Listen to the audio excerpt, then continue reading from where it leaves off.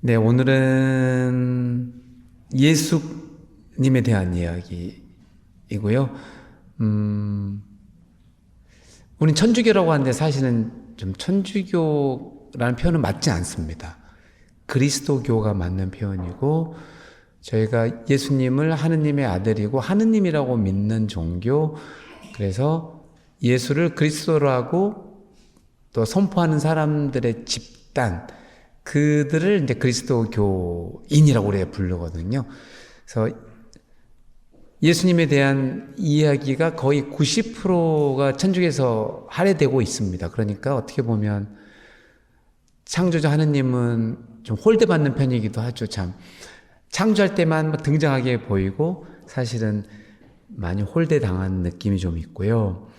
또 다음 주에 배울 성령님은 뭐 구체적이기보다는 우리 삶 안에서 함께 하고는 있는데 실질적으로 느낀 삶이 드물다 보니 또 그렇고요.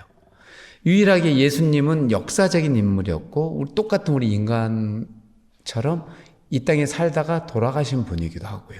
우리랑 다른 점은 부활했다는 점이 좀 다른 것입니다. 그렇기 때문에 훨씬 우리가 이해하기도 쉽고 또 뭐 본받을 점도 많고 그런 부분들이 좀 있으니까요. 거기에 맞춰서 오늘 사실은 예수님에 대해서만 한 10주를 해도 부족한데 간단하게 오늘은 좀 나누도록 할 텐데요. 시작 기도는 251쪽에 나와 있는 주님의 기도로 하겠습니다.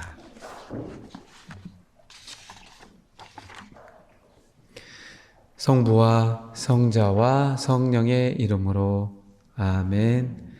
하늘에 계신 우리 아버지, 아버지의 이름이 거룩히 빛나시며 아버지의 나라가 오시며 아버지의 뜻이 하늘에서와 같이 땅에서도 이루어지소서. 오늘 저희에게 일용할 양식을 주시고 저희에게 잘못한 일을 저희가 용서하오니 저희 죄를 용서하시고 저희를 유혹에 빠지지 않게 하시고 악에서 구하소서. 아멘. 성부와 성자와 성령의 이름으로 아멘.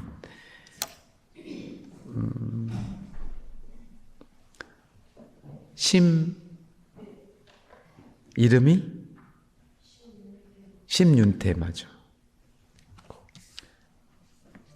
조경환님? 표시가 제가 죄송합니다. 지난 그 두 번은 조금 지루한 측면이 있을 수밖에 없었어요. 하느님에 대한 이야기, 성경에는 좀 재밌긴 한데 그걸 풀을 수가 시간이 없어서 못할 것도 있고, 또 저번 주 이제 미사에 관련된 또 이야기들 또 하다 보니까 재미가 없을 수 있는데요.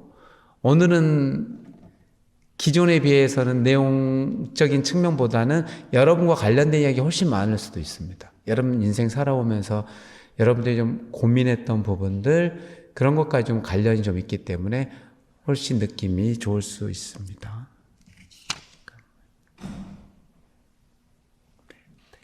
홍윤식님 오셨나요? 네, 표시해놨습니다. 먼저 예수라는 사람은 언제 태어났을까요? 그건 아셔요. 기원 전과 기원 후, 서기, 이거는 좀 아시나요? 네? 그때 태어나셨다고요?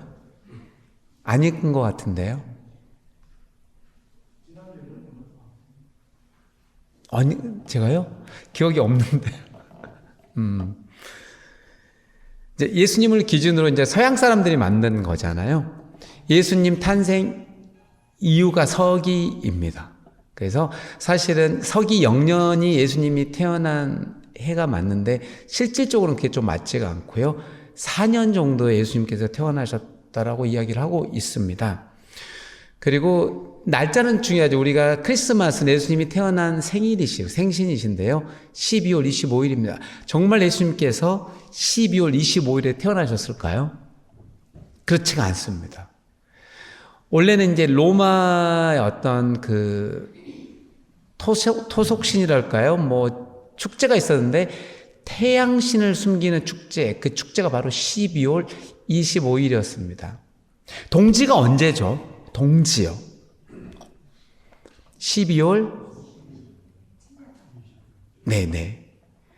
네, 그래서, 동지를 기준으로 해가 이제 길어지기 시작하니까 동지가 가장 해가 짧은 날이잖아요. 그러니까 동지 다음 날부터는 하지까지는 무조건 낮이 긴 거잖아요. 그래서 이제 태양의 기운이 세진다고 믿어서 로마 사람들은 12월 25일 날 네, 태양신을 숭배했던 축제를 지내게 됩니다. 그래서 우리 역시도 로마 제국 때 우리 그리스도교가 국교로 인정을 받습니다. 서기 333년에 콘스탄티누스 황제 때 이제 처음으로 이제 그리스도교가 국교로 인정이 되고 종교의 자유를 얻게 됩니다. 그 전까지는 박해 시대, 또 그리스도교를 믿는 사람들을 많이 죽임도 당하고 그랬었는데요.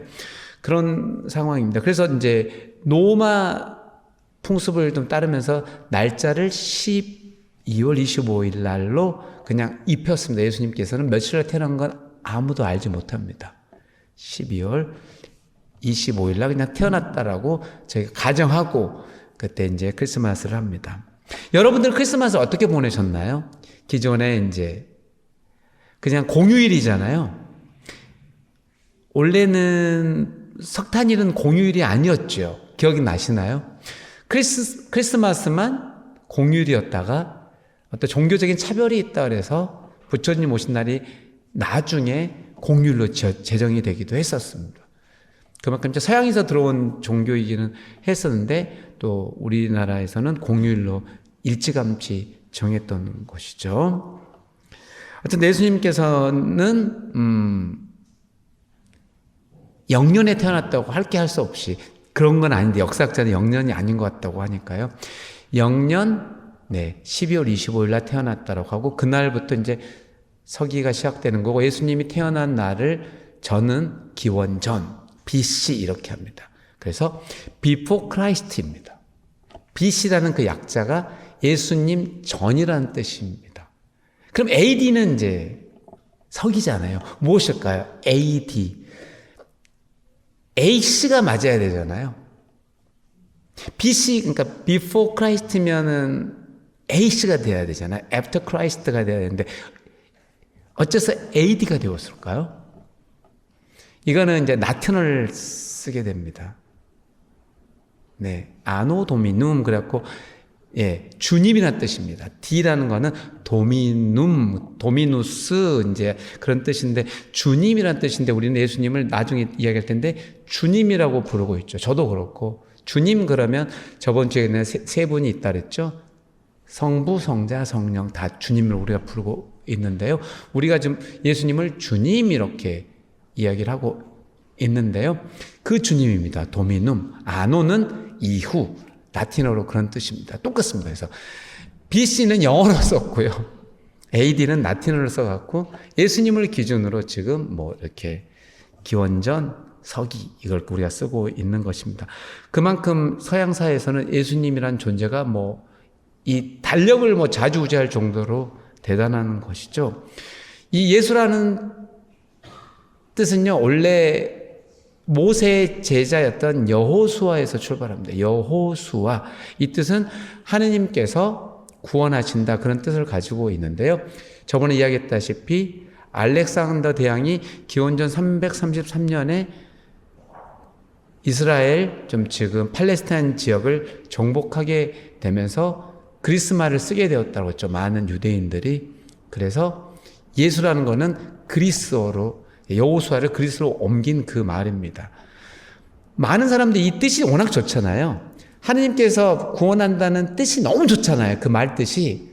그래서 그때 당시 예수님 시대 당시 예수라는 이름은 아주 흔한 이름이었습니다.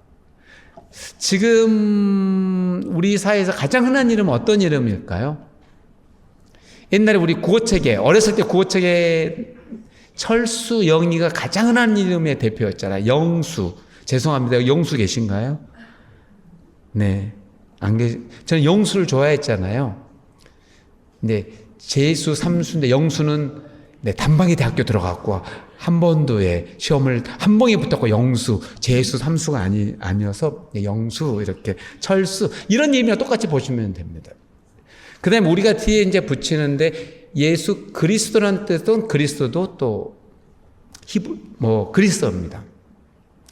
기름 부음을 받은 분, 그래서 그리스도. 그래서 히브리어는 메시아입니다. 메시아. 그래서 옛날 구약에서는 이 세 직분만 이 기름을 받아서 올리브 기름 있잖아. 기름을 갖고 막 머리에 이렇게 뿔나팔에다가 기름을 부었고 막 그냥 기름을 덧칠을 했습니다. 왕에게 했고요.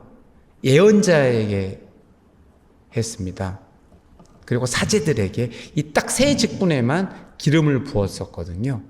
그래서 기름 부은 사람 뭔가 다르다 해서 그걸 우리는 그리스도 기름 부음을 받은 사람 이렇게 하고 있습니다. 우리가 그래서 예수라는 것은 예수님의 그냥 이름이고요. 그리스도는 호칭입니다. 기름 부음을 받은 분. 하지만 우리는 왜 그냥 그리스도라는 표현을 더 즐겨 쓰는 걸까요? 예수라는 어떤 그 이름보다는 우리를 구원하러 오신, 우리를 해방시켜주는 분, 구원해 주시는 분의 호칭, 그리스도가 훨씬 우리에게는 종교적으로 맞기 때문에 그리스도라는 표현을 널리 쓰고 있습니다. 그렇게 보시면 좋을 것 같습니다. 좀 전에 이야기했다시피 저희가 주님이라고 부르는데 그리스도는 키리오스, 아까 라틴어는 도미눔 이렇게 부르는데요. 키리오스는 주님이다. 주인이라는 것은 다른 주인님 이런 세상의 통치자를 이야기하는 겁니다. 이 세상을 통치하고 있는 원동력 그런 걸 이야기를 합니다. 노예가 있는 시대 때는 주인님 불렀겠죠. 그래서 노예의 입장에서 주인은 나의 모든 것을 좌지우지하고 나의 생명까지도 마음대로 할 수 있는 전적인 존재였잖아요. 그런 부분으로 생각하면 훨씬 이해가 쉬울 수도 있겠습니다. 예수님께서는 영년에 태어났다라고 보고요. 태어날 때부터 삶이 그렇게 순탄하지 못했습니다. 다른 종교랑 좀 비교를 좀 해보면 세계 4대 종교가 있기는 있는 건가요? 어떻게 되는 건가요?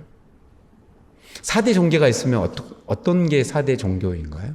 3대 종교는 제가 좀 알겠는데요. 불교, 그리스도교, 이슬람. 그 3대 종교는 있는데 또 하나 종교가 더 있다면 뭐가 있을 것 같아요? 힌두교인가요?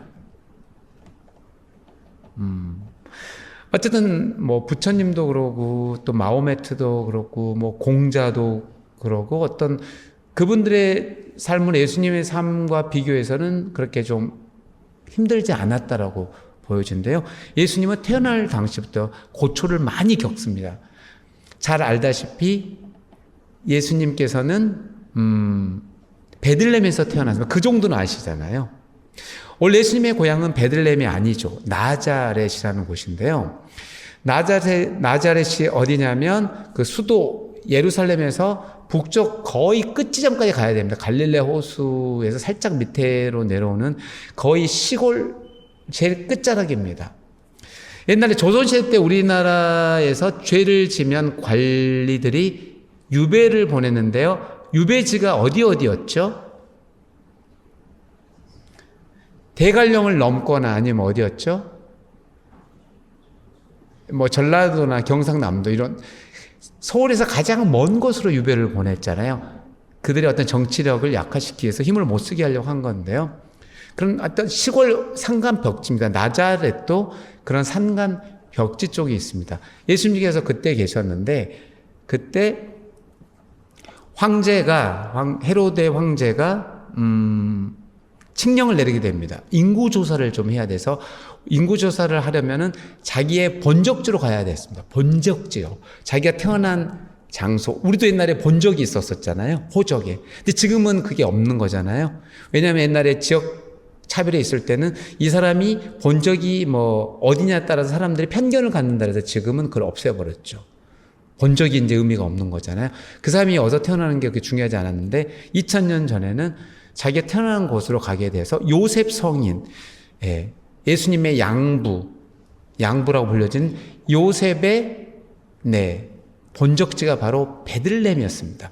그래서 베들레헴으로 가야만 됐습니다. 그래서 베들레헴으로 갔는데 베들레헴에서 이제 예수님을 낳게 되죠. 그래서 이제 산딸이 다 돼서 낳아야 되는데 방이 없었잖아요. 여관방이. 그래서 할 수 없이 여관방을 구할 수 없어 그 여관방에 딸린 외양간이 있었는데요. 그 외양간에서 예수님이 낳게 됩니다. 그래서 난 예수님은 말과 소가 먹었던 여물통이었던 구유라고 하죠. 거기에 누이게 되는 장면입니다. 예수님은 거기서 이제 낳게 되는데 낳고 얼마 안 돼서 동방 박사들의 또 환영을 받게 됩니다. 동방 박사라는 것은 지금 이스라엘 기준으로 동쪽에서 온 박사들을 말한 것이었죠. 세 사람이 있는데요. 그들이 점성술사였습니다. 하늘에 별을 보면서 어떤 놀라운 밝은 별 하나를 발견하는데 바로 놀라운 사람이 태어난다. 그래서 그 별을 따라서 오다 보니 그 별이 멈추는 장소가 바로 베들레헴이었던 것이죠. 그래서 예수님을 알아보고 예수님께 큰 절을 올리고 선물까지 주고 갑니다.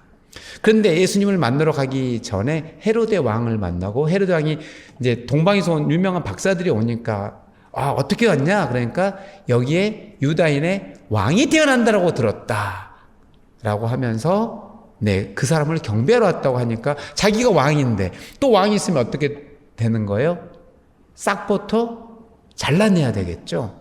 그래서 나도 경배하러 갈 테니 어느 장소인지 알려주시오라고 해서 처음에 동방 박사들이 믿었으나 꿈에 천사가 나타나서 동방 박사들에게 헤로데에게 그 베들레헴에 태어난 장소를 가르치지 말라고 합니다. 그래서 그들은 길을 피해 다른 데로 가고 헤로데는 이제 나중에 그 사실을 알게 되어서 어떻게 해요? 아기를 죽여야 되는데 누가 이제 예수인지를 모르잖아요. 그래서 어떻게 했을까요? 그때 당시에 3살 이하요. 만 3살 이하의 모든 사내 아이들은 모조리 다 죽여버립니다. 싹 다요. 근데 예수님은 죽지 않는데 어이하여 그 죽음을 피했을까요? 바로 꿈에 천사가 나타나서요. 헤로데가 예수를 죽이려고 하니 피신을 가라 그래서 피신 간 장소가 바로 이집트입니다. 이집트로 무사히 피신을 갔기 때문에 예수님은 죽음을 면하게 되었던 것이고요. 이제 헤로데가 죽게 됩니다. 죽게 된 이후에 이제 안전해지니까 다시 꿈에 천사가 나타나서 고향으로 돌아가야 된다고 해서 나자렛으로 돌아옵니다. 그래서 예수님께서는 이집트에서 피상 가서 살다가 다시 자기 나라 팔레스타인 이스라엘로 돌아와서 살았던 곳이 그 촌뜨기 완전 시골 산간벽지 오지 나자렛에서 성장을 하게 됩니다. 요셉 성인은 이제 목수로 알려져 있고요. 그래서 아마 목수일을 배웠을 거라고 저희가 추정하고 있습니다. 성경책에 보면 이런 예수님께서 태어나는 장소, 장면들 그리고 12살까지 이야기만 전해지고요. 그 이후 이야기는 전해지지가 않습니다. 그래서 18년 동안 이야기는 성경책에 없습니다. 그러다가 갑자기 30살에 예수님이 훅 하고 이제 성령이 나타납니다. 18년 뒤에. 그래서 성서학자들이 아무리 연구를 해도 18년 동안 예수님이 뭘 하셨을까? 알 수가 없죠. 의견이 분분합니다. 어떤 사람은 그냥 나자렛에 계속 살았을 거라고 주장한 사람이 있고 어떤 사람은 아라비아 사막에 가서 돌을 닦았을 거라고 생각하는 사람이 있고요. 여러 설이 있지만 뭐 그건 다 설이고요. 어떤 게 진짜인지는 알 수가 없습니다.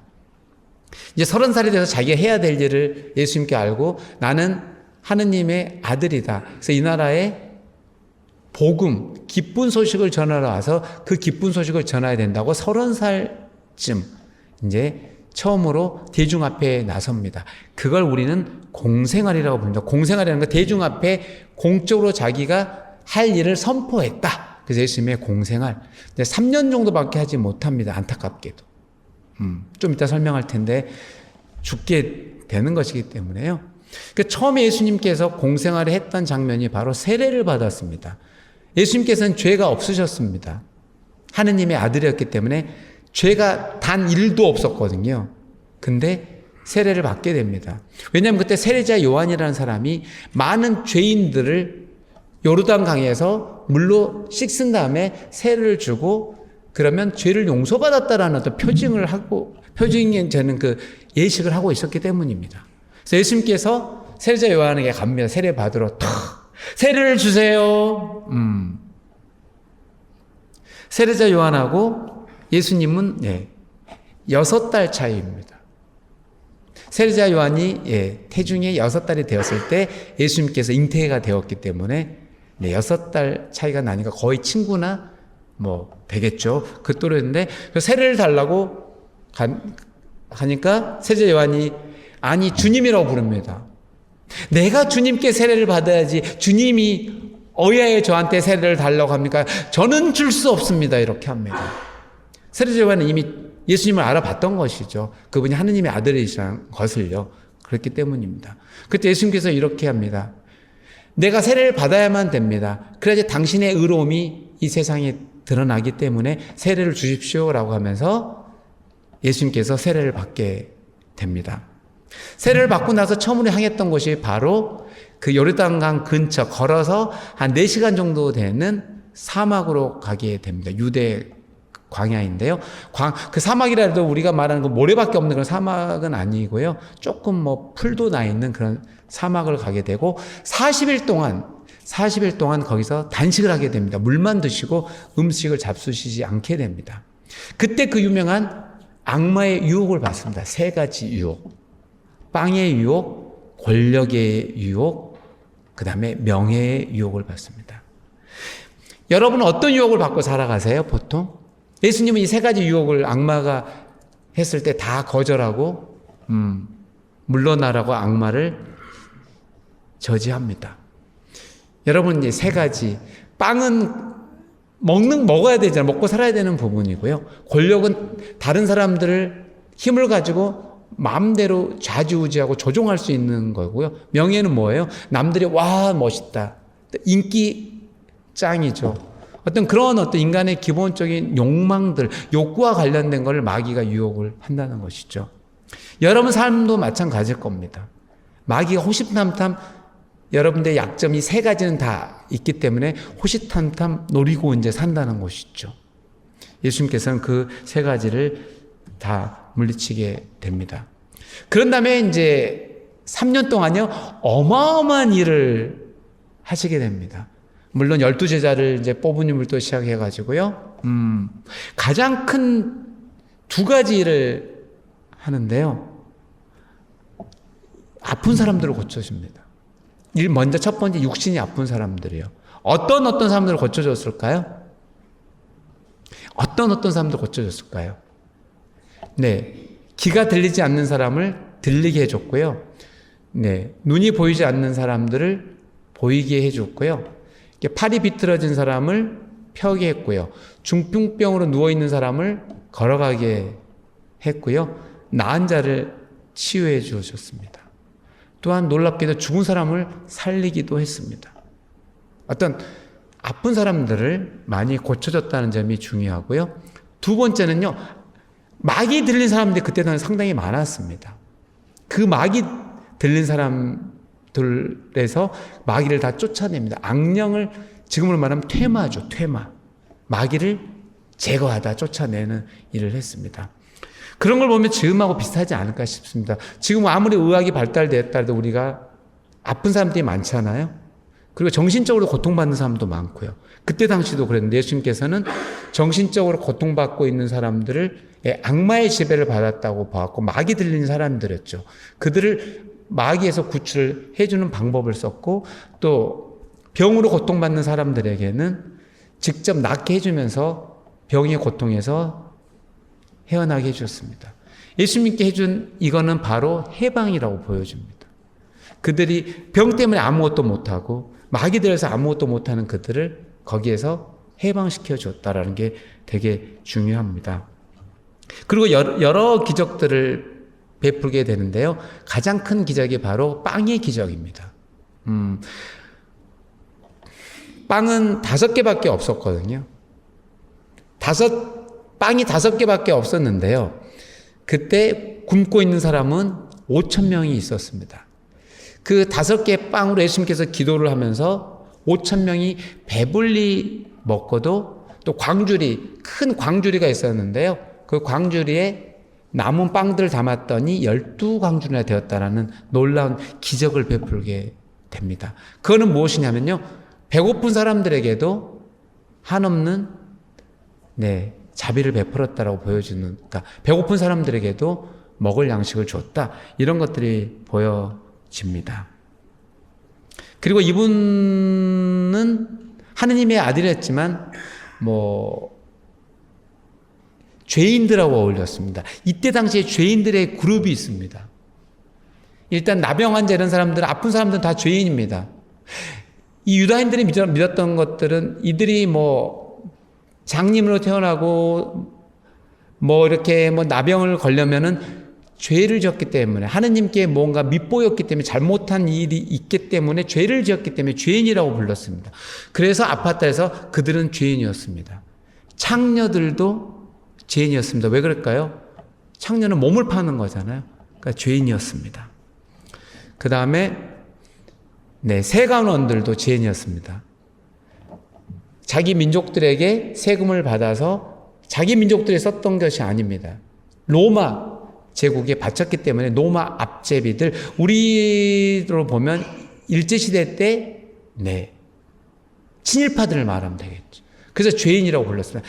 이들이 죄인이었는데 예수님께서는 이들과 어울려 지냈습니다. 이들과 친구처럼. 그래서 많은 사람들의 비판을 받게 됩니다. 왜 당신은 멀쩡한데 저런 죄인들과 어울려 지내는 거냐? 그러니까 예수님께서 멋있는 이야기를 합니다. 여러분 어떻게 생각해요? 여기 성서에 나와 있습니다. 예수님께서 하신 말씀입니다. 아픈 사람에게는 의사가 필요할까요? 필요하지 않을까요? 필요하잖아요. 건강한 사람에게는요, 의사가 필요하지 않죠. 똑같은 이야기를 합니다. 건강한 사람에게는 의사가 필요하지 않으나 아픈 사람에게는 의사가 필요하다. 죄가 없는 의로운 사람에게는 나는 필요 없다. 하지만 죄가 많은 사람에게는 내가 필요하다.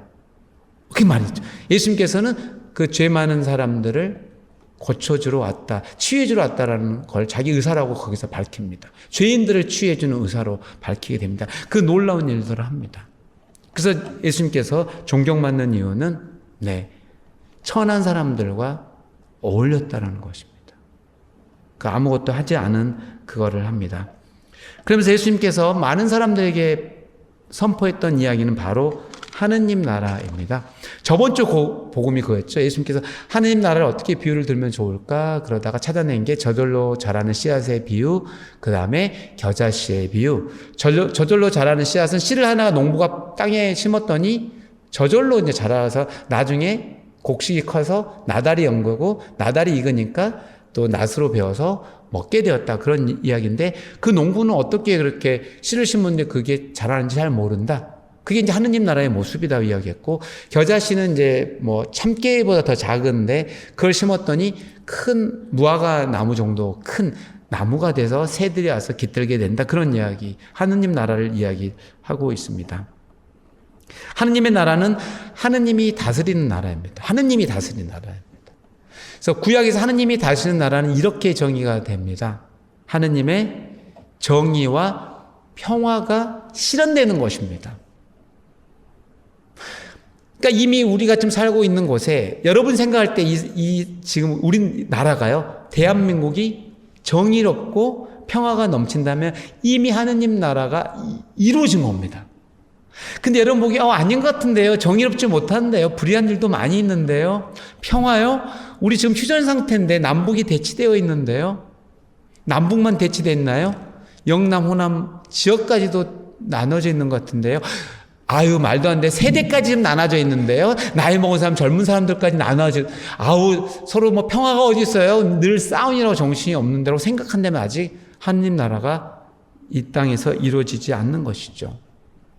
또한 하느님 나라는 하느님의 사랑과 자비가 실현되는 것을 이야기하는 것입니다.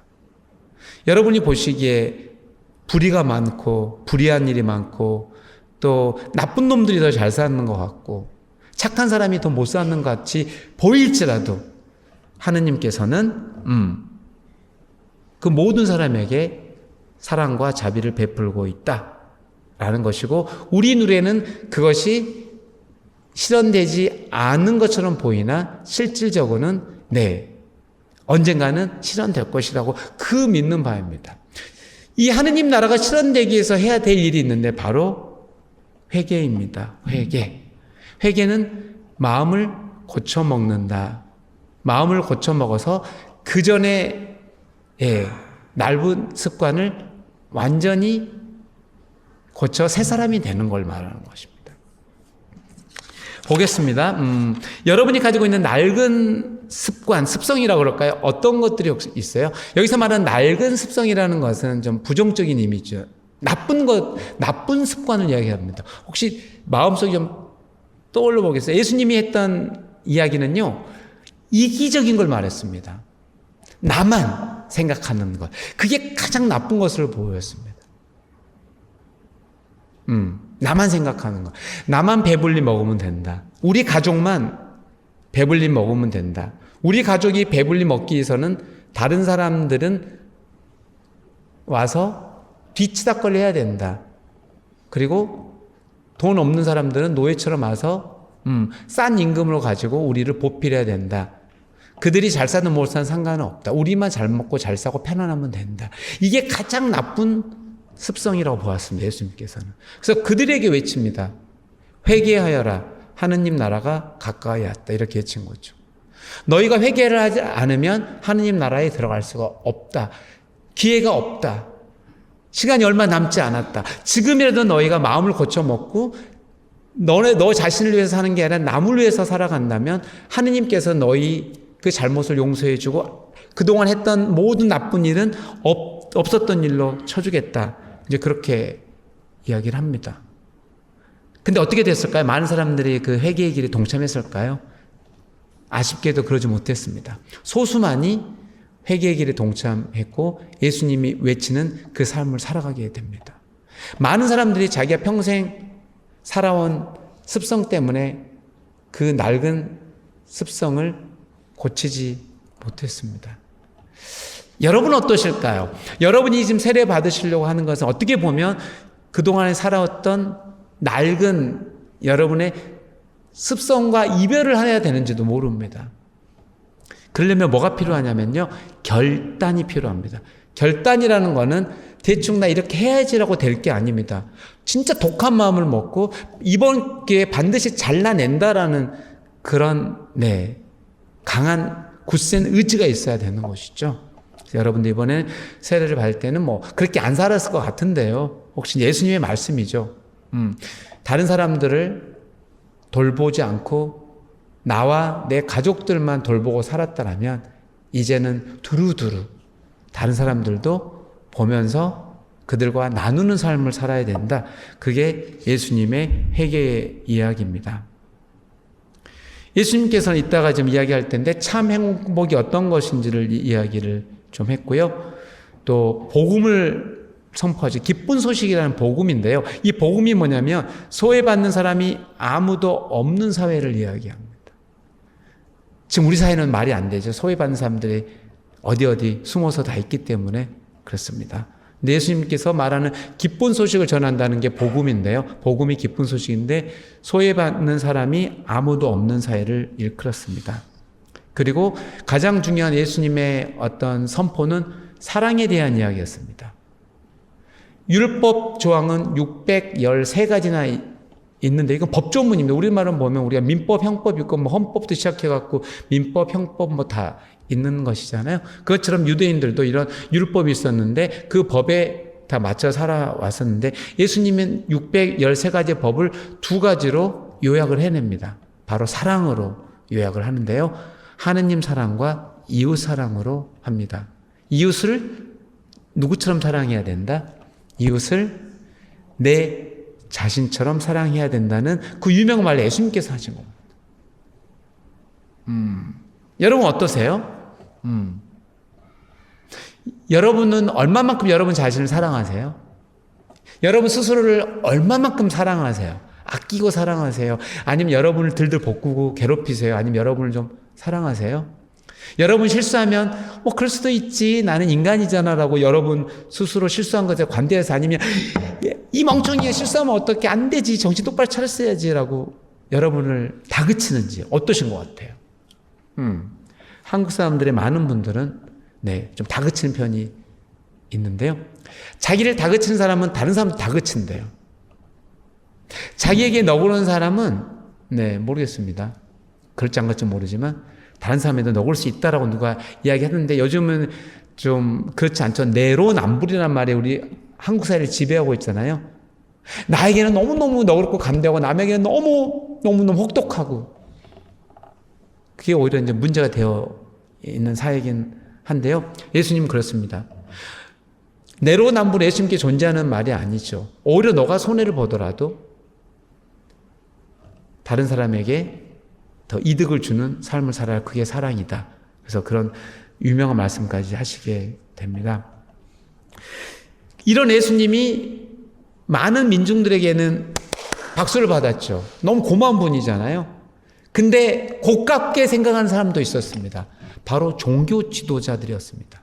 자기들이 율법을 가지고 율법이 이거다 하면 사람들이 착착착 거기 말 살았는데 예수라는 사람이 나타나더니 율법은 재해석해야 됩니다. 본질이 이겁니다라고 사랑입니다라고 했는데 사람들은 예수의 말을 다 들었습니다.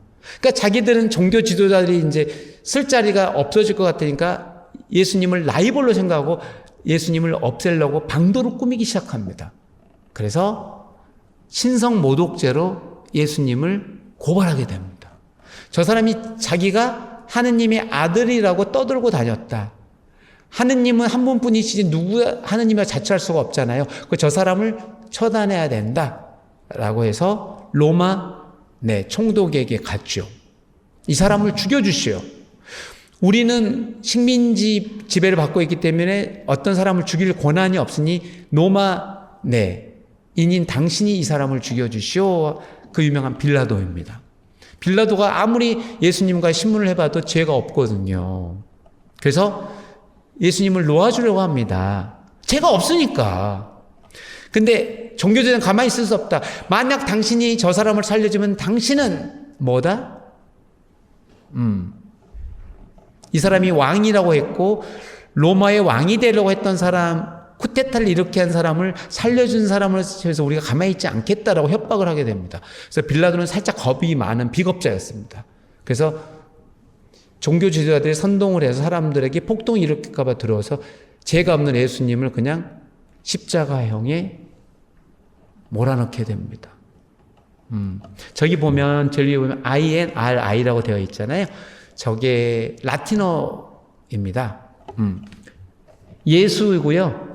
첫 번째 I는 예수란 뜻이고요. 그 옆에는 N, 나자렛 사람입니다. 나자렛 사람 예수란 뜻이고요. 그 R은 왕이라는 뜻입니다.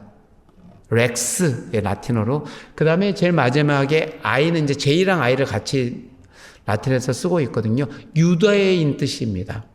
유다인의 왕, 나자렛 사람 예수란 뜻입니다. 저게 제명입니다. 제명. 말이 됩니까? 그래서 종교 지도를 갖고 저 사람은 유다인의 왕이 아니다. 지가 유다인의 왕이라 했으니까 저기 제명패를 고쳐달라고 했으나 뭐라고요? 자칭 예수라는 지가 작자가 스스로가 내가 유다인의 왕이라고 했다라고 바꿔달랬는데 빌라도는 그거는 이제 허용하지 않습니다. 한번 명패를 붙였으니까 고칠 수 없다. 저걸로 그냥 한다고 해서 지금까지 저게 내려오고 있습니다. 저 뜻은 유다인의 왕 나자렛 사람 예수라는 뜻을 갖고 있습니다. 저게 제목입니다. 제목. 그래서 십자가형에 처해서 죽임을 당하게 되죠. 알다시피 십자가형은 로마 제국의 가장 극심한 사형 형벌 도구였습니다. 본보기를 보여주기 위한 가장 극악한 범죄자에게 내려졌던 겁니다. 그걸 예수님께 내려졌다는 것이죠. 아이러니하죠. 죄가 없는 사람이 가장 극악한 죄의 형틀인 십자가에 죽었다. 왜 죽었을까요? 그건 우리는 그렇게 믿죠. 우리를 대신해서. 죄가 없는 분이 죄가 있는 우리를 대신해서 저기서 죽었다입니다. 우리는 그렇게 믿습니다. 그게 바로 그리스도인입니다. 죄가 없는 분이 대신 죽었기 때문에 죄 있는 우리는 죄가 없어진 겁니다. 그래서 우리는 늘 감사하고 고마운 분으로 믿고 따라가고 있는 거죠. 만약 저분이 저 십자가에서 죽지 않았다면 우리는 계속 죄에서 허덕이면서 자유롭게 살 수 없다입니다. 근데 저분 덕분에 죄를 용서받았고 정말 자유롭게 살 수 있다 이것입니다. 그래서 저 십자가라는 것이 참 아이러니한 것이죠. 원래는 나쁜 형틀이었는데 예수님을 지나고 나서는 우리를 구원하는 어떤 표징이 되었기 때문입니다. 어쨌든 안타깝게도 예수님께서는 정말 많은 사람들에게 좋은 일을 하였음에도 불구하고 종교 지도자들에게 밉상이 되었기 때문에 그때 최고 유다인들의 권력자인 그들의 눈밖이 났기 때문에 억울하게 세상을 떠나게 됩니다. 세상을 떠났다면 저기서 모든 건 끝났을 것입니다. 왜요? 죽어버리면 입을 막았을 테니까 패배자로 끝났겠죠. 하지만 저기서 끝나지 않고 놀라운 일이 벌어집니다. 예수님께서 돌아가시고 3일 뒤에 다시 부활했다는 사실입니다. 부활하지 않았다라면요, 예수님 우리가 지금 믿을 필요도 없습니다. 여기까지 올 필요도 없죠. 2000년 역사 안에서 내려올 이유가 없는 것이죠. 하지만 부활하셨기 때문에 우리는 예수님을 믿고 그때 당시에 부활한 예수님을 만났던 사람이 증인들도 상당히 많다라고 보여집니다. 성서가 이제 이야기를 그렇게 하고 있습니다. 예수님의 부활은 죽음이 끝이 아닌 것을 우리에게 이야기해 주는 겁니다. 그리고 부활 이후에는 이제 죽음이란 게 존재하지 않습니다. 이제는 죽음이 없습니다. 그냥 사는 것밖에 없습니다. 그래서 우리는 그거를 영생이라고 합니다. 영원한 생명, 영원한 삶, 똑같은 이야기입니다. 그래서 여러분들은 죽음을 두려워해서는 안 됩니다. 믿지 않는 사람은 죽음이 끝이죠. 끝났잖아요.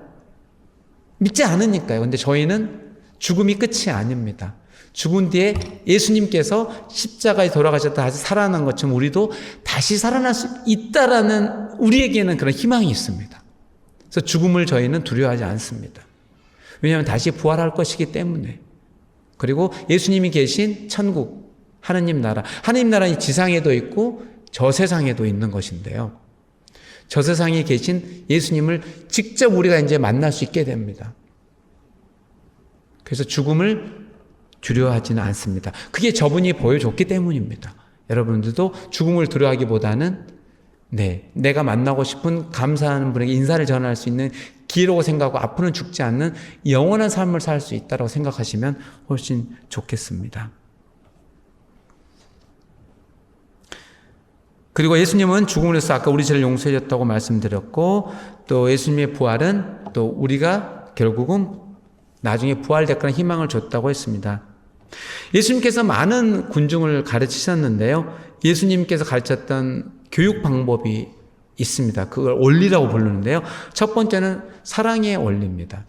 우리가 얼마만큼 사랑을 베풀어야지 되는 것인가, 얼마만큼 관대하고 자비로워야 되는 이야기를 좀 해주셨고요. 두 번째는요, 만나는 사람마다 그 사람의 잠재력을 보았습니다. 지금 그 사람이 갖고 있는 능력을 본 게 아닙니다. 그 사람 마음속에 이렇게 숨어있는 잠재력, 가능성들을 예수님은 보셨습니다. 그게 하느님 나라의 모습이랬잖아요. 아까 씨가 가능성, 잠재력이잖아요. 그 씨가 나중에 자라나서 큰 열매를 맺는 거잖아요. 똑같이 예수님께서도 각 사람 만났을 때 그 사람의 잠재력을 보았습니다. 가능성을 보았고 그걸 키워줬습니다. 너는 이렇게 될 것이다. 본인은 믿지 않는데 나는 아무것도 아니고 형편이 없다라고 자기가 이야기해도 예수님은 아니다. 너는 이런 놀라운 능력을 갖고 있다. 그걸 하느님을 위해서 써다오라고 했다는 것이죠. 그 다음에 예수님께서 직접 본보기를 보여주셨다는 것이 중요합니다. 말로 나는 안 하면서 너희는 해가 그게 아닙니다. 직접 그분이 이렇게 하는 것이 옳은 것이다라는 것을 직접 당신이 선수 본을 보여줬습니다. 예를 들면 그 유명한 세종례 아시잖아요. 세종례는 예수님이 하신 겁니다. 돌아가신 전날, 저 십자가에서 돌아가기 바로 전날, 금요일날 돌아가셨는데 목요일날 저녁에요. 제자들의 발을 예수님이 다 씻어주셨습니다. 너희도 다른 사람의 발을 씻어다오라고 하면서 직접 본을 보여줬다라고 직접 예수님을 밝히고 있습니다. 그뿐만 아니라 여러 장면에서 사람들에게 귀감이 되는, 모범이 되는 모습을 보여줬고 본이 되어주셨다는 게 중요합니다. 마지막으로는요, 제가 제일 좋아하는 게 이거고, 저도 예수님께 힌트를 얻고 강론 때 웬만해서 답을 안 주려고 합니다. 예수님은 스스로가 깨달을 수 있도록 도와줬습니다. 정답을 딱 주면서 이게 답이야 이렇게 해, 이게 아니라 슬며시 스스로 생각하게 만들고요, 스스로가 깨닫게 도와줬습니다. 깨달음을 얻을 수 있도록요. 그게 예수님의 좀 방법이었는데요. 시간이 15분 남았는데 일단 예수님의 어떤 생애는 여기까지만 하고, 예수님의 가르침도 좀 중요한데 그 가르침의 원리에 대해서 이야기는 했는데, 성경에 나와 있는 내용을 가지고요, 제가 좀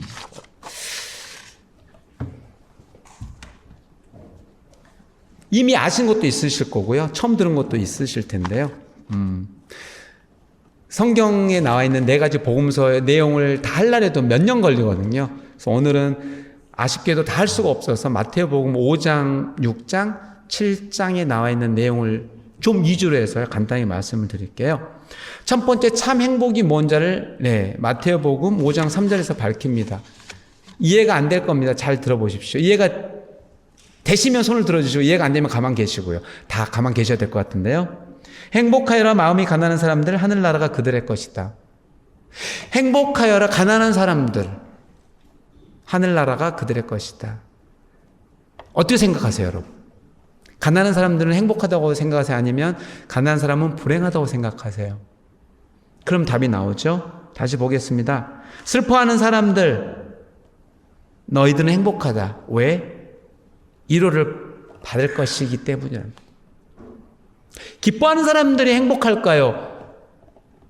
슬퍼하는 사람이 행복할까요? 이해가 되지 않습니다. 예수님의 이야기입니다. 저희 이야기가 아닙니다. 그 다음에 의로움 때문에 박해를 받는 사람들, 너희는 행복하다. 하늘나라가 그들의 것이다.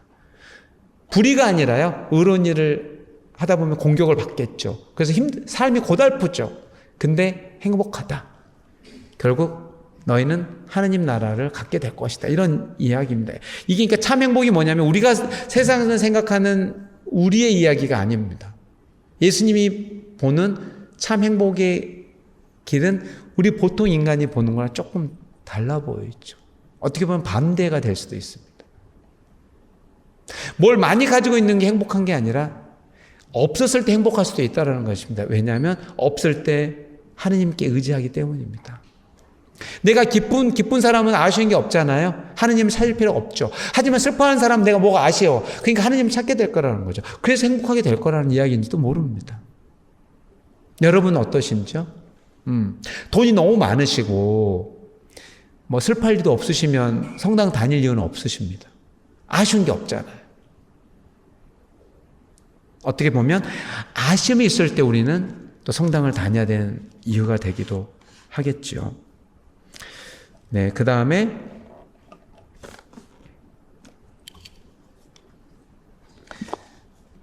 그 유명한 원수를 사랑하다가 있는데 한번 보시겠습니다. 눈은 눈으로, 이는 이로 하고 이르신 말씀을 너희는 들었다. 이거 아시죠? 이 사람이 눈 하나 빼면 너도 같이 빼는 건데, 이걸 동태법이라고 뭐 한다고 그러더라고. 이 사람이 나 팔을 여기 새끼손을 비틀었으면 같이 똑같이 꺾는 거를 했는데요.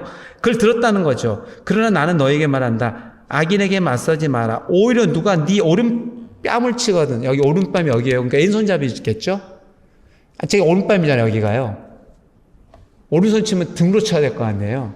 왼손으로 쫙 쳐야지 여기가 될 거 아니에요. 누가 제 오른뺨을 쳤어요. 그럼 어떻게 돼요? 어떻게 해야 돼요, 제가요? 이런 샹. 그럼 바로 공격을 해야 될 거 아니에요? 예수님이 뭐라 그랬겠죠? 야, 한 대만 맞으니까 좀 서운한 것 같아. 자, 왼쪽도 대라는 겁니다. 왼쪽도 때려달라고요. 진짜 이렇게 되어 있습니다. 그대로 읽어볼게요. 누가 내 오른뺨을 치거든 다른 뺨마저 돌려대어라. 또 너를 재판에 걸어 누가 네 속옷을 달라고 하면은 속옷뿐만 아니라 겉옷까지 내어주라. 이렇게 이야기를 합니다. 도대체 뭔 거예요? 왜 그러는 걸까요? 복수라는 것은요, 끝이 없다라는 것입니다. 여러분 어떻게 생각하세요? 혹시 어떤 사람이 여러분 괴롭힌 적 있으세요? 뭐 복수하려고 막 하잖아요.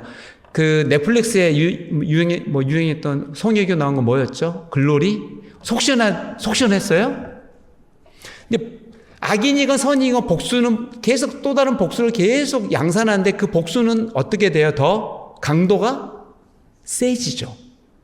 더 세지면 세졌지 더 약한 복수로 하지는 않잖아요. 예수님은 그걸 이미 아셨던 것 같습니다. 복수의 끝이 뭔지. 그래서 그냥 네가 끊어내라야. 그냥 너가 2대 더 맞고 그냥 거기서 끝내고 복수하지 마라 이겁니다. 이게 예수님의 가르침이었습니다. 그리고요 43절. 그 다음에 아까 했던 이야기입니다. 네 이웃을 사랑해야 한다. 그리고 네 원수는 미워해야 한다고 하는 말을 들었다. 그러나 나는 너에게 말한다. 너희는 원수를 사랑하여라. 그리고 너희를 박해하는 자를 위해 기도하여라. 이해가 되세요? 계속 이해가 안 되는 이야기만 하고 있습니다. 원수를 미워하라고 했는데 나는 아니라는 거죠. 원수를 사랑하라고 했고요. 아이씨, 말도 안 되는 소리예요. 그 다음에 뭐예요? 그 원수를 위해서 기도해달랍니다. 나를 괴롭히는 사람을 위해서 기도하래요. 왜 그랬을까요? 도대체 말이 돼요? 안 되시는 거잖아요. 똑같습니다. 아까 이야기했던 거죠. 악인에게 맞서봐야 좋을 게 없다. 맞서봐야 너도 그래서 아는 신부님이 저한테 좋은 이야기를 해줬습니다. 똥 묻는 사람이 저한테 나타났어요. 저는 근처도 안 갔는데 살짝 옆에 지나가다가 살짝 그 사람이 똥 범벅을 하는데 여기서 살짝 튀었으면 제가 다른 데 가면 저한테 똥 냄새가 날까요? 안 날까요? 난다는 것이죠. 그걸 악인이라고 표현하더라고요. 똥 범벅이 된 사람이 악에 그득 차 있는 사람인 거예요. 나는 전혀 악한 사람이 아니고 착한 사람인데 악한 사람의 곁에 가면 내가 그 악한 사람의 더러운 기운을 받았고 나 역시도 악한 기운이 깃들 수 있다는 것이에요. 그래서 뭐라고 그랬냐면 악한 사람을 만나면 도망가래요. 싸우지 말고. 같이 끝장난다고. 어떻게 보면 그거 있는 거 좀 모르죠. 그러니까 원수를 미워해봐야 네가 환장 빼나 네가 죽는답니다. 그러지 않을까? 여러분 괴롭힌 사람 여러분 미워해봐요. 누가 먼저 죽어요? 미워하고 있는 내가 먼저 죽게 생겼어요. 잠이 안 오잖아요. 아니 잠이 안 오는데 어떡해. 죽게 생겼잖아요 제가. 그래서 네가 죽기 싫거든 그 나쁜 놈 그냥 내버려 두자. 그냥 이렇게 착하게 변하라고 기도하자. 그 말일지도 모른다는 것이죠. 저는 모르죠. 여기에서 해설이 안 나와 있어요. 이렇게 나와 있기 때문에 왜 그랬을까? 저도 죽겠어요. 이렇게 고민을 해보면 그냥 그랬나 보다 하죠. 저도 제가 정답을 말해줄 수는 없으니까요. 그 다음으로 넘어가 보겠습니다. 이것도 아주 대단한 건데요. 너희 자신을 위하여 보물을 땅에 쌓아두지 마라. 땅에서는 좀과 녹이 망가뜨리고 도둑들이 뚫고 들어와 훔쳐간다. 그러므로 하늘의 보물을 쌓아라. 이거랑 똑같은 말이 뭐냐면요. 이겁니다. 아무도 두 주인을 섬길 수 없다. 한쪽은 미워하고 다른 한쪽은 사랑하며 한쪽은 떠받들고 다른 쪽은 업신여기게 된다. 너희는 하나님과 재물을 함께 섬길 수가 없다. 예수님은 이렇듯 재물에 대해서 경계심을 보였습니다. 재물에 눈독을 들인 사람은 망하게 되어 있답니다. 아쉽게도. 근데 어떻게 우린 자본주의 살게 있는데 자본이 힘인데 자본이 하느님보다 더 위에 계시기도 하잖아요, 솔직히. 내가 돈이 좀 있어야지 좀 든든하지 않으세요? 돈이 좀 많아야 아파도 병원비 마음대로 툭툭 놓고 내가 돈이 많아야 자식들 결혼한다 그러면 집 살 때 보탬도 여러 가지 할 수 있는데 돈이 없으면 어떻게 돼요? 못할 것 같잖아요. 네, 이때는 자본주의 시대에 아닌데도 돈의 힘은 막강했던 모양입니다. 그래서 예수님께서는 돈에 대한 경계심을 늘 가져라. 그러니까 너가 필요한 만큼만 가져라입니다. 돈을 벌지 말아가 아닙니다. 너가 필요한 만큼만 가졌으면 좋겠다. 어떻게 보면 우리가 필요 이상을 가지려고 하는지도 모른다는 것이죠. 필요 이상으로요. 최근에 무슨 이혼한다고 SK 누구죠? 최태원 회장하고 노소영 이혼을 한 거죠. 하고 났는데 이제 위자료를 받는 건데 우리 이야기는 아니잖아요. 근데 그게 왜 누수가 되는지 모르겠지만 우리 이야기는 아닌 것 같은데. 아니, 잘 계산해봐요. 1조라고 계산을 좀 잘하실 수 있나요? 내가 1조가 있다 그래봐요. 하루에 얼마, 앞으로 제가 이제 30년 산다고 칠게요. 하루에 얼마씩 써야지 1조를 쓸 수 있는 거예요? 궁금해 죽겠는데요. 하루에 1억씩 써도 30년 동안 1조가 되나요? 안 될 것 같은데요. 그쵸? 아니, 하루에 1억씩 쓰면은 365일 동안 365억밖에 못 쓰잖아요. 그러면은 10년 동안 3,650억밖에 못 쓰네. 아, 그러네. 예, 그러네요, 진짜. 하루에 1억씩 쓰면 30년 동안, 예, 1조를 쓰는 거네요. 세상에나. 말이 안 되네요. 그러니까 그 돈은 이미 내 돈이 아니잖아요. 그러니까 우리는 필요한 만큼만 쓰자. 그런 걸 예수님께서 말씀하신지도 모르겠습니다. 그 다음에, 네. 이것도 있는데요. 내일 걱정을 하지 마라. 내일 걱정은 내일이 할 것이다. 그날 고생은 그날로 충분하다. 어떻게 생각하세요? 다시 한번요. 내일을 걱정하지 마라. 내일 걱정은 내일이 할 것이다. 그날 고생은 그날로 충분하다. 염려가 많은 우리에 대한 충고입니다. 우리는 걱정이 많잖아요. 내일 뭐 해야 되고, 다음 주에 뭐 해야 되고, 그 다음 달 내년에 막 걱정이 많아요. 예수님은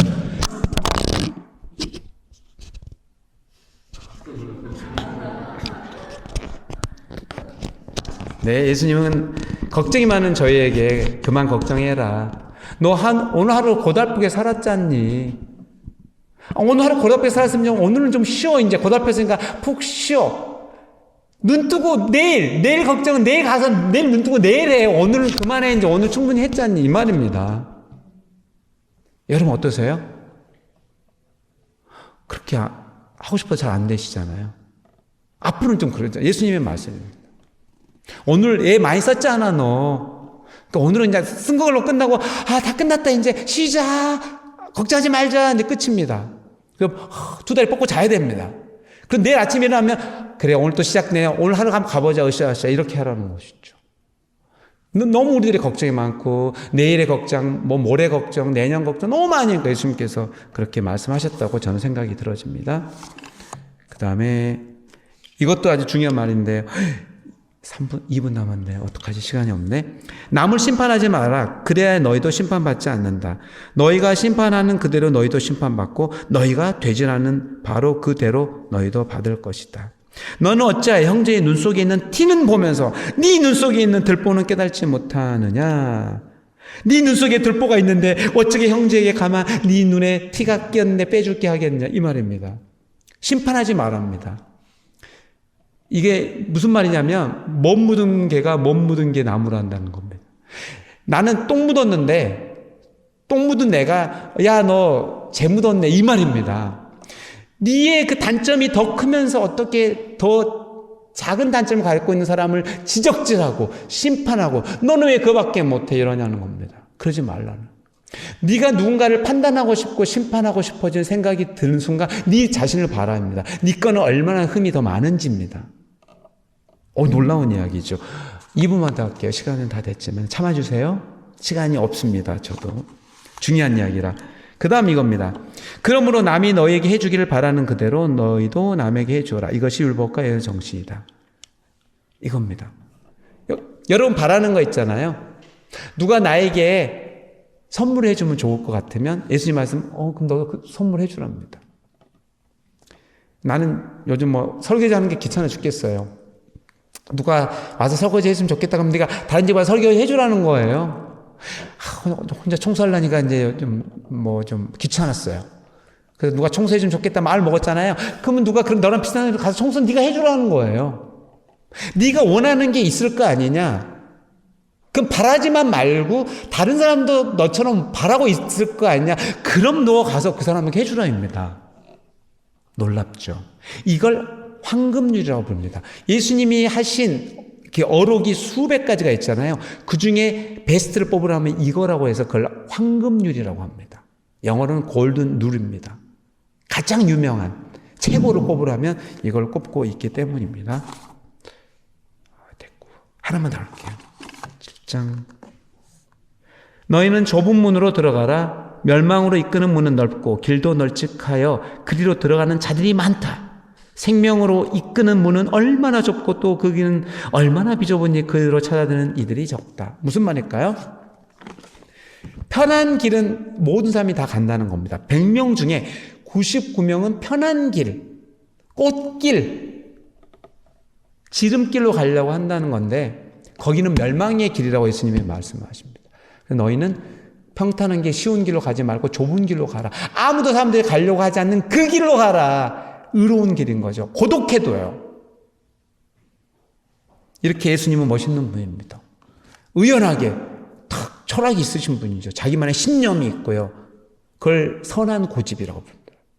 고집이라고 우리가 뭔가 좀 나빠 보이잖아요.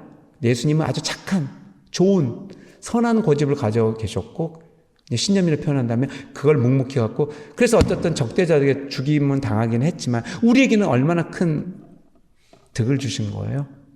그런 주님을 저희가 믿고 그분을 주님이라고 여러분들이 고백하실 거라는 거죠. 언제요? 8월 18일 날이요. 얼마 남지 않았습니다.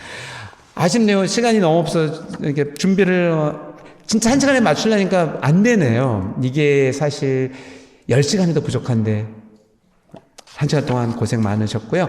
다음 주는 6월 29일인데 이제 삼위일체가 완성됩니다. 이제 창조주 하느님의 오늘 두 번째 예수 그리스도였고 이제 성령 하느님. 그러면 성부와 성자와 성령 삼위일체가 완성이 되고요. 그걸 끝난 다음에 이제 교회입니다. 교회. 교회가 도대체 뭔가? 지금이 교회의 시대거든요.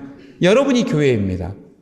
이 건물은 이 성당이란 건물은 건물일 뿐이고요. 교회는 그리스도인들의 모임 회합을 말합니다. 그래서 우리 각자가 모였을 때 회합이 되는 것이잖아요. 그래서 우리들의 모임이 교회입니다. 그 교회가 도대체 어떻게 되는 것인지에 대해서 간단하게 다음 주에 말씀드리도록 할게요. 고생 많으셨고 어쨌든 세례받기 전까지 얼마 남지 않았습니다. 주일미사 힘들더라도 주일미사 또 배우자랑 함께 손잡고요. 나란히 좀 모셔주시고 꼭 아직은 세례 안 받았으니까 남들 영성체라고 해서 성체 모시러 올 때 여러분들은 저는 아직 세례를 못 받았습니다 표시라고 해서 이렇게 나오시면 제가 손을 이렇게 얹어줍니다. 기도를 해드립니다. 그렇게 해서 하면 되니까요. 배우자분들과 함께 남은 시간 이제 교리 4번밖에 안 남아가지고요. 3번 벌써 끝났는데요. 갈 길이 먼데 벌써 다 끝났습니다. 이제. 그래서 준비 잘 하시고요. 다음 주에 뵙도록 하겠습니다. 마침 기도로 주님의 기도 바치겠습니다. 251쪽입니다. 성부와 성자와 성령의 이름으로 아멘. 하늘에 계신 우리 아버지, 아버지의 이름이 거룩히 빛나시며 아버지의 나라가 오시며 아버지의 뜻이 하늘에서와 같이 땅에서도 이루어지소서. 오늘 저희에게 일용할 양식을 주시고 저희에게 잘못한 일을 저희가 용서하오니 저희 죄를 용서하시고 저희를 유혹에 빠지지 않게 하시고 악에서 구하소서. 아멘. 성부와 성자와 성령의 이름으로 아멘.